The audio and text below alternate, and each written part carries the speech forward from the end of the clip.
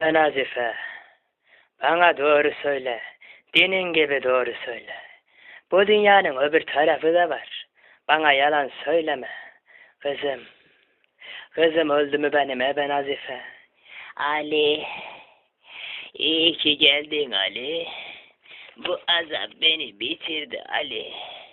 Kızın ölmedi. Kızını Handan Hanım diye birisine verdik. Seni kandırdık Ali. İyi boh yedin ebe Nazife. Kıçına gına ya iyi mi? Bana kızma Ali. Kızma bana. Ne olur bir şeyler söyle Ali. Senin ananı sikeyim ebe Nazife. Yıllardır bana çektirdin. Öbür dünyada da Allah sana çektirir inşallah. Yavrum doğru. Allah belanı versin. Senin sıfatına sıçarım senin piç. Siktir git kavat. Beni sikerim senin ha. Puş.